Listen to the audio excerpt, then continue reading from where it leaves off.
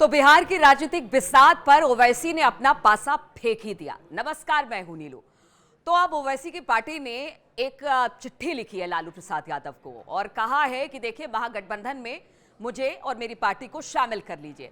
अब एक ये बड़ा पासा कहा जा रहा है, क्योंकि कहा जा रहा है कि इससे ओवैसी अब बिहार चुनाव को साधने की कोशिश में जुट गए हैं। देखिए, अगर महागठबंधन उन्हें लेता है तो भी अच्छा, नहीं लेता है तो भी ओवैसी यानी AIMIM के लिए बहुत अच्छा है, क्योंकि राजनीति इस वक्त ओवैसी जबरदस्त कर रहे हैं। हालांकि एक बार पहले भी उनके प्रदेश अध्यक्ष ने यह संकेत दिया था कि वो महागठबंधन में शामिल होने जा रहे हैं या इसकी मंशा रखते हैं।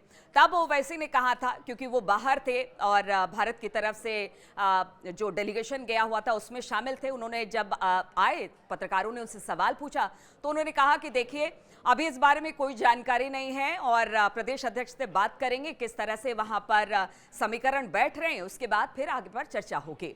अब ओवैसी की पार्टी ने एक बार फिर से चिट्ठी लिखी है लालू प्रसाद यादव को और तेजस्वी यादव को, और इस चिट्ठी में साफ तौर से कहा गया है कि वो गठबंधन का हिस्सा बनना चाहते हैं। अब महागठबंधन के सामने संकट ये है, क्योंकि देखिए, दलित, पिछड़े, यादव और मुस्लिमों की राजनीति आरजेडी भी करती है, उसके गठबंधन के कई दल भी इसी की राजनीति करते हैं। अब ऐसे में 6 दल ऑलरेडी इस वक्त महागठबंधन में है। वो 6 दल कौन कौन से आपको बताते हैं। इसमें कांग्रेस है, आरजेडी है, भारतीय कम्युनिस्ट पार्टी, मार्क्सवादी लेनिनवादी है, भारतीय कम्युनिस्ट मार्क्सवादी है, भारतीय राष्ट्रीय लीग है, भारतीय कम्युनिस्ट पार्टी है और वीआईपी, जो कि बाद में शामिल हुई, जिसमें आरजेडी ने अपने में से ही 3 सीटें उनको दे दी। अब ऐसे में अगर AIMIM शामिल होती है तो फिर किस तरह से सीटों का बंटवारा होगा, किस तरह से जो बाकी पार्टियां हैं गठबंधन की उनको किस तरह से साधा जाएगा, क्या वो सहज महसूस करेंगे या फिर नहीं करेंगे।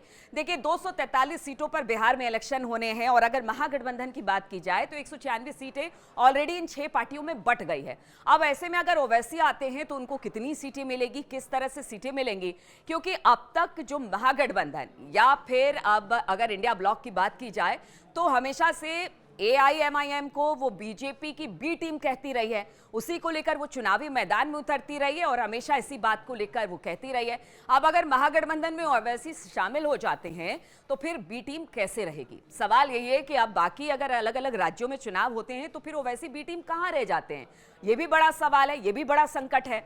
और ऐसे में अगर बात की जाए 2020 की, तब 20 सीटों पर ओवैसी ने चुनाव लड़ा था, 5 सीटें अपने खाते में की थी, 4 सीटों यानी कि 4 उनके विधायकों को तोड़ लिया था आरजेडी ने, 4 अपने खाते में कर लिया था। अब सिर्फ 1 सीट बची है, तो सीमांचल में अच्छी खासी चुनौती है आरजेडी और बाकी उनके दलों को। और खास तौर पर अगर तेजस्वी के सामने ओवैसी खड़े होते हैं तो एक राष्ट्रीय नेता की छवि ओवैसी की है। अब ओवैसी के सामने अगर तेजस्वी खड़े हैं तो तेजस्वी और लालू प्रसाद यादव या आरजेडी नहीं चाहेगी कि कोई राष्ट्रीय कद का नेता तेजस्वी के सामने खड़ा हो। अब ऐसे में धर्म संकट बहुत है। हालांकि जो AIMIM है उन्होंने तो अपना पासा फेंक दिया है, क्योंकि अगर महागठबंधन में शामिल किया जाता है तो भी मुसीबत महागठबंधन के लिए, और अगर नहीं शामिल किया जाता है तो वैसे कहेंगे, देखिए, हमने तो कहा था कि हम एक साथ लड़ेंगे तो एक मुश्त वोट जो है जिसको एनडीए को हराना चाहती है बिहार में महागठबंधन, उसमें हमारी हिस्सेदारी भी होगी। और ये कहकर वो जनता के बीच में जाएंगे और अगर नकारेंगे तो ये कहेंगे कि हमने तो कहा था। अगर नुकसान कल के दिन को महागठबंधन को होता है तो फिर हमें महागठबंधन कुछ ना कहे। अब ऐसे में पूरा जो मामला है वो महागठबंधन के खाते में अब चला आया है कि अब होगा क्या और किस तरह से अब ओवैसी को साधा जाएगा, छोड़ा जाएगा, क्या किया जाएगा।